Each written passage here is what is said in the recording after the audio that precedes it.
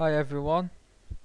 The Ruy Lopez is thought to be the strongest opening for white after e4, e5. However, in this video I'm going to show you a very dangerous gambit you can play against it. Now not many people might let you play this gambit because there is anti-lines against it, but a lot of people will let you play it and you can absolutely smash them to pieces, especially if they don't know what they are doing. Now first of all, in a few days I'm going to be sweating congresses again, so there will be videos of all the games coming up on the channel, but for now I'm just going to do like a mixture of things before I put them videos on. First congress is in 6 days. This opening is the Marshall Gambit, a good weapon against the Ruy Lopez.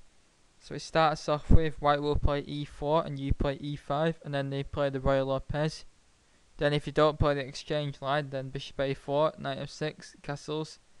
And you can play the open Ruy Lopez with knight e4 takes e4 here, but you can also play the closed with bishop e7, then rook e1, b5, bishop b3, castles. Black usually plays d6 here, but you can play castles, and if the white will probably could play h3 or a4 here, which are anti-Marshall systems. But if another popular move is c3, preparing d4. And there is a gambit now you can do called the Marshall Gambit. The context is that in the early 20th century, Jose Raul Capablanca and Marshall had some matches they did, and Capablanca like absolutely murked him. And then Marshall planned this gambit for next time they played, and they played a game where Kappa had never seen it before, and Marshall studied it for 8 years. And I will try and find the game off chessgames.com and do a video, maybe posting it as a video response. For now, if you play c3, you gambit the e pawn with the move d5. And after e takes d5.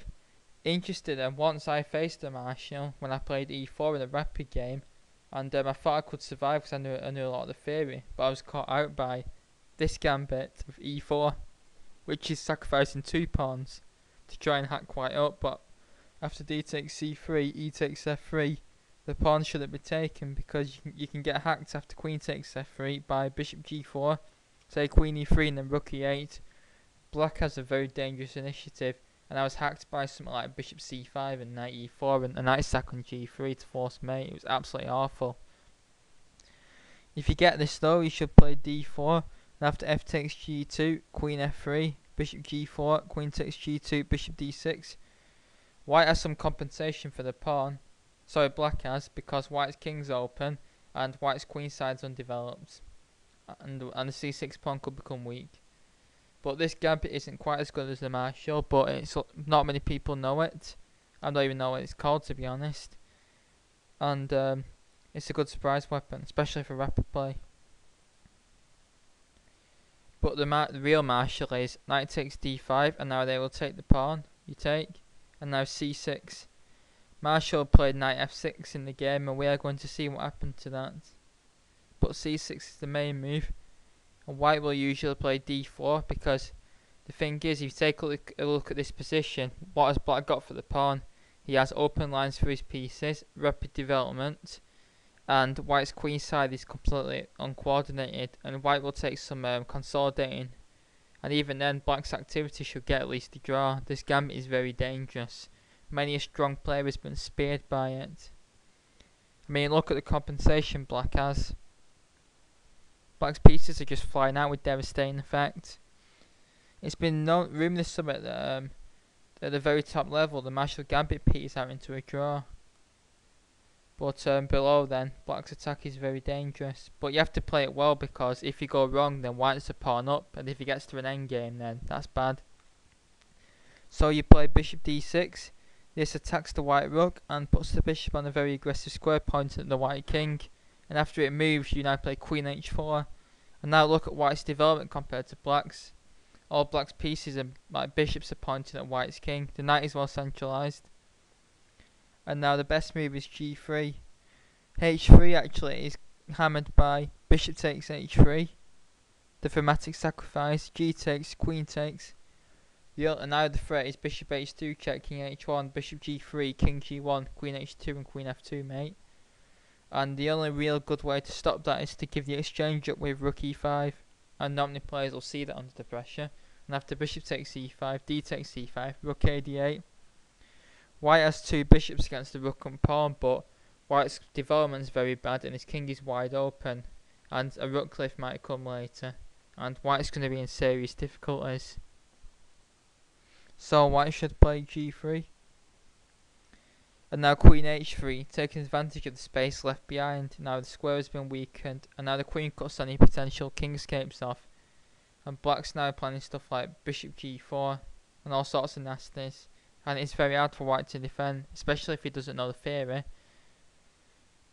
Maybe possible as bishop takes d5, but this looks rather dubious, giving up White's only developed piece in return for a knight.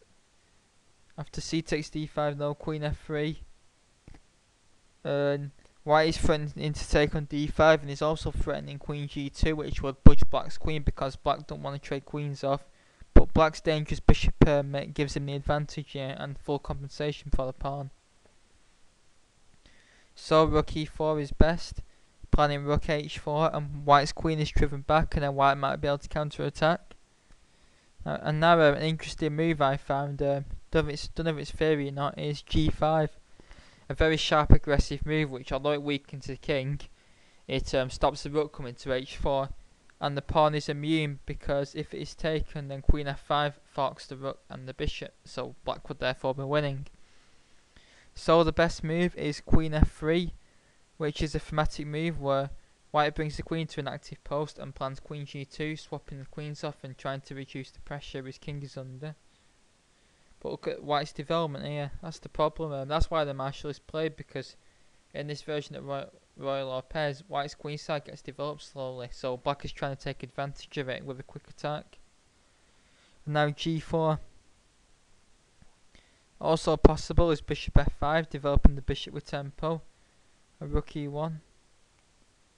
Now rook e8, rook e3.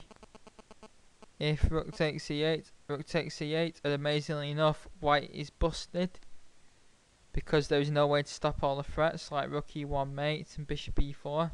So the rook has to stay on the e line, so rook e3, and now knight f4, where the knight of course is immune because of the pins and all that, and the White's king will be open too badly.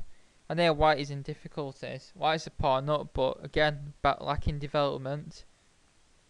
And White's position is very accident prone.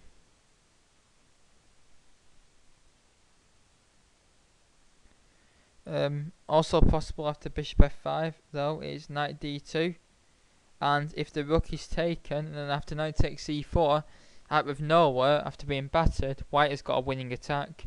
The g5 pawn is attacked twice, there's pressure on f7, and White's knight is threatening to come to f6, and White should win this. White's compensation for the exchange is too strong. However, Black should not be so generous and take the rook. He should instead play rook fe8.